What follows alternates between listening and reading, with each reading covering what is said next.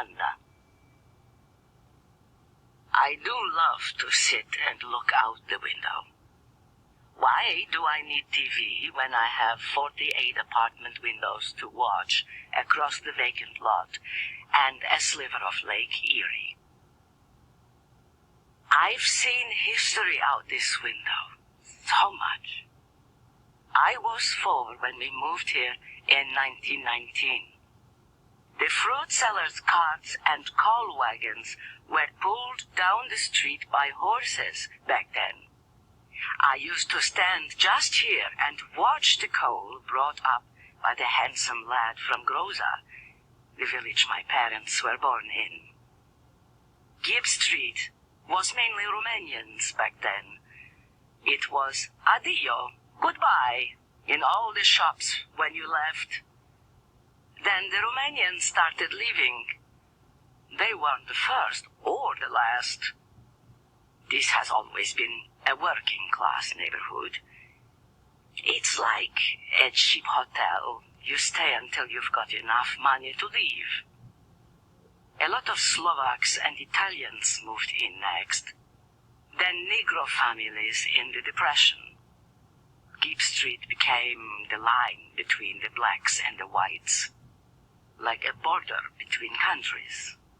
I watched it happen through this very window. I lived over in Cleveland Heights for 18 years. Then I moved back in to take care of my parents. That border moved too. Most all the whites left.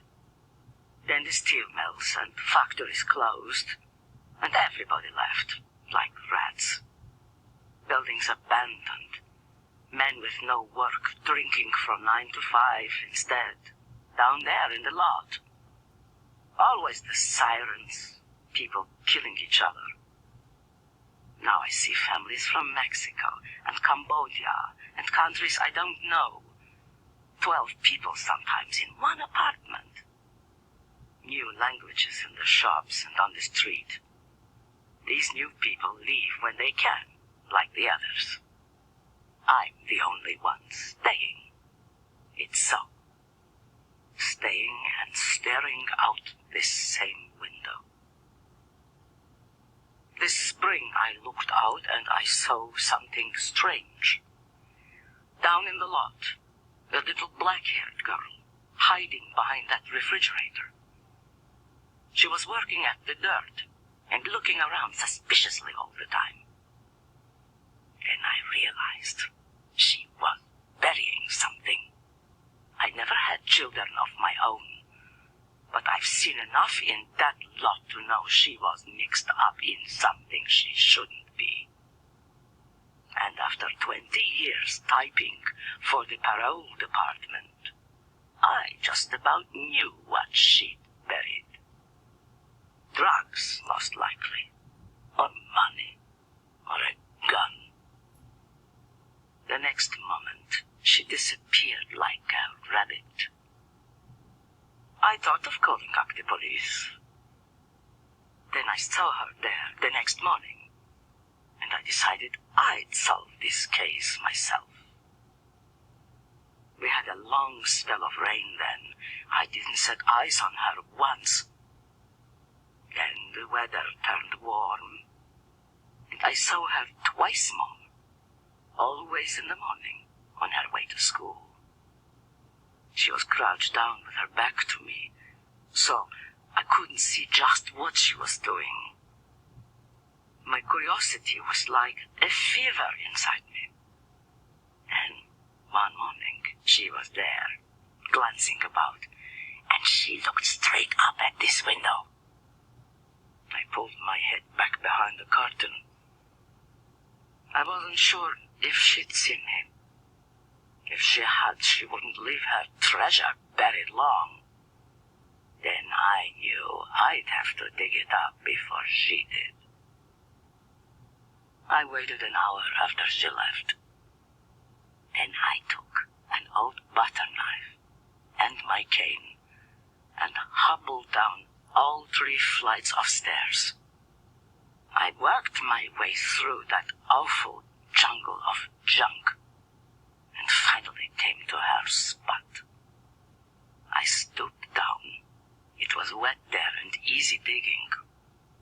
I hacked and dug, but didn't find anything, except for a large white bean.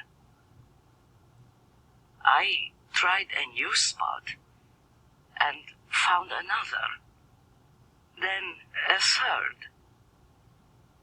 Then the truth of it slapped me full in the face. I said to myself, "What have you done?" 2 beans had roots. I knew I'd done them harm.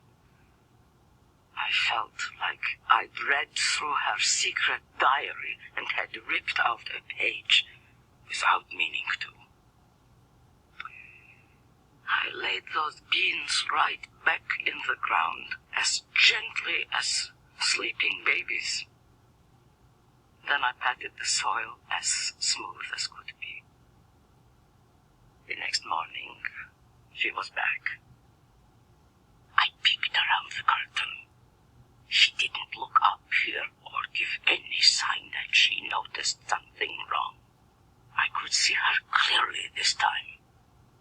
She reached a hand into her school bag. Then she pulled out a jar, unscrewed the lid, and poured out water onto the ground. That afternoon, I bought some binoculars.